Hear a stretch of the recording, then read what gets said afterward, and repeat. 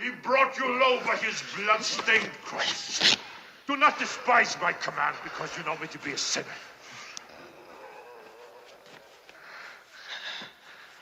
It's God himself who commands you. The majestic Christ commands you. God the Father commands you. The Exorcist Believer 2023 es una tremenda porquería. Y sin más preámbulos, a continuación mencionaré 5 razones por las cuales considero no cumplieron con las expectativas. Número 5. Sin esencia. Todo mundo conoce la esencia de la película original. Cargada, pesada, difícil de ver, con ambientes casi claustrofóbicos, degradación de los personajes, con los cuales el filme hace un excelente desarrollo argumentativo que te hace empatizar con ellos previamente, logrando de esta manera incomodar, impactar, marear, sofocar y cansar visualmente al espectador. Esencia que Believer carece totalmente. Solo intenta desarrollar 2 personajes principales, Victor, el padre de una de las niñas poseídas, y Mary, la enfermera antes monja retirada que realiza el papel de exorcista a última instancia. Ambos son unas burdas copias de las actitudes y características de 2 personajes de la primera película. Victor es agnóstico y totalmente incrédulo, como lo fue Chris MacNeil en su momento. Mary se lamenta de sus tormentos pasados, como fue el caso del padre Demian Carras, ambos relacionados a la iglesia eclesiástica católica. El concepto de ambos personajes en general es bueno, pero el filme no profundiza en ningún momento en ellos, haciéndonos bastante difícil empatizar con alguno. Y esto se debe principalmente a que hay demasiada saturación de personajes, quitándole tiempo en pantalla y por ende un correcto desarrollo. Totalmente diferente a la película clásica del 73, que todo gira en torno a 4 personas, Chris y Regan MacNeil, y ambos padres, Carras y Mary, con los cuales empatizas a flor de piel. Conclusión: Believer carece de esencia, no tiene alma, es genérica, fácil de olvidar, no posee escenas icónicas que impacten, y cuando parece tener todo para llegar a un clímax, lo desecha. La escena de Catherine, una de las niñas poseídas en la iglesia confrontando al padre de turno, es desperdiciada con un corte y cambio de escena, triste y lamentable. Número 4. Pésimo guión. Como ya se hizo mención anteriormente, Believer carece de buen argumento constructivo y desarrollo de personajes. El guión es el alma de una película, y este tiene uno pésimo. Al tener tantos personajes, no se les da el tiempo suficiente para darles un trasfondo decente a cada uno de ellos, y sin argumento alguno a los guionistas les pareció buena idea juntar a todos estos personajes vacíos y sin historia en la escena con mayor importancia, la confrontación final, el exorcismo en sí. Pésimo, lamentable y muy mal ejecutado. En primera instancia se encuentran los padres de Catherine, personajes despreciables por sus breves apariciones ante la cámara. Su padre es arrogante y con problemas evidentes de ira, y su madre una aparente fanática religiosa, insoportables. También se encuentra el padre de turno de su iglesia, quien es una evidente referencia por su aspecto físico al padre Blancaster Merry. Pero no es más que eso, una imagen vacía de un extraordinario personaje. Se encuentra también una mujer afrodescendiente que realiza una especie de rito de su cultura, que no es más que un 0 a la izquierda, literalmente no tiene ningún diálogo, no aporta absolutamente nada a la trama.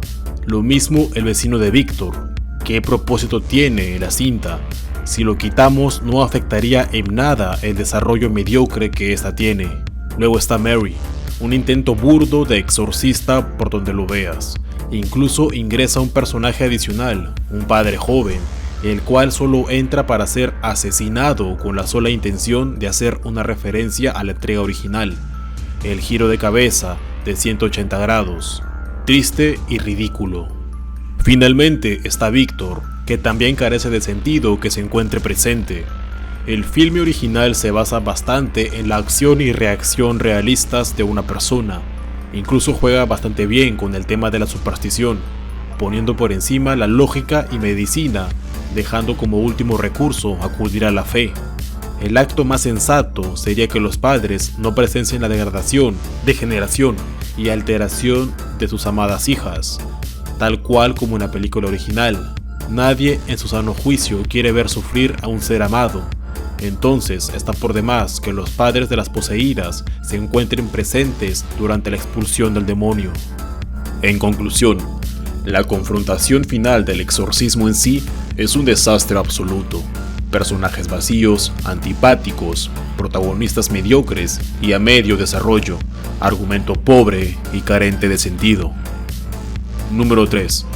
Conceptos olvidados y nuevos totalmente innecesarios. El concepto principal de la película original es que el bien vence por encima de todo al mal. Incluso puede llegar a ser considerada un filme a modo de explicación, como máximo acto de amor al prójimo. El padre Carras y el padre Merry, dando sus vidas para salvar a una inocente que ni siquiera conocían. Dieron su vida porque el bien triunfe, y Believer se olvida completamente de este concepto. Una de las niñas muere. Predeciblemente no fue la hija del protagonista. Jamás debió morir. No merecía tal final, y mucho menos mostrarla en su última escena en un segundo plano. ¿Qué fue eso? ¿Acaso se trata de la saga de Insidious? El concepto de un aparente limbo donde se encuentra el alma de la niña es totalmente innecesario. La película original deja al espectador inmerso en incertidumbre con respecto al paradero de Regan. Es fundamental para crear angustia, para aumentar la expectación del querer saber cómo terminará. Si tanto necesitaban acabar con alguien al final, debieron haberlo hecho pero con otro personaje. Por ejemplo, la enfermera Mary, quien estaba reivindicándose de su pasado, o en última instancia, la sacerdotisa vudú, para darle algo de relevancia.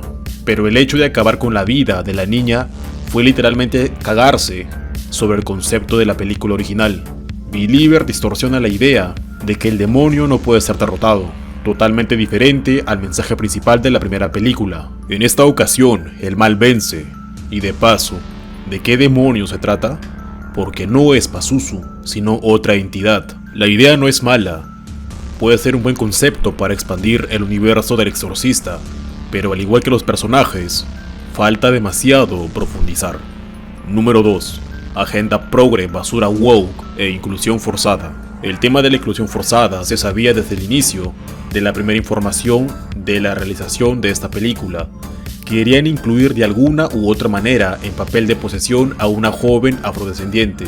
Después de las pruebas y evidente rechazo del público, modificaron el guión para que estas sean dos niñas, incluyendo a una muy parecida a la de la primera película, es decir, Linda Blair, para utilizarla como factor nostalgia. Desde ahí, pésimo. Sin embargo, considero que hasta ese punto no hay problema. El tema de la inclusión forzada, si bien cansa y aburre, hasta cierto punto es tolerable. Lo que sí no es tolerable, en lo absoluto, es la agenda basura política woke. Eso sí es joder con ganas una producción, más aún volviendo un medio de entretenimiento como un método de adoctrinación.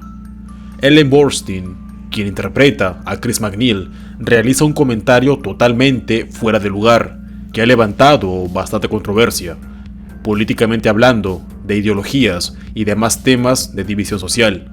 Específicamente menciona lo siguiente: que no fue partícipe del exorcismo de su hija, supone ella que por la idea patriarcal de la iglesia. Esto mencionado con un tono de evidente inconformidad. ¿Me estás diciendo que este personaje, el cual debería estar eternamente agradecida que ambos padres dieran sus vidas para salvar a su niña, detesta a los hombres y la ideología del patriarcado en la iglesia? Pero qué basura de guión, carente de argumento, totalmente innecesario, comentario desatinado y personaje destruido. Le quitan el valor de icónico y respeto que tiene. Muy lamentable. Pero es más triste ver cómo dan su mensaje basura de una manera tan directa y arrogante. Sin embargo, si lo hubiesen hecho de una manera más narrativa, quizá hubiese funcionado bastante bien. De eso hablaré más adelante. Conclusión. Esta no es más que otra película basura de agenda progre woke que de lejos deja de ser solo un producto de entretenimiento que desea inculcar ideas que provocan solo división y confrontación social. Lamentable. Número 1.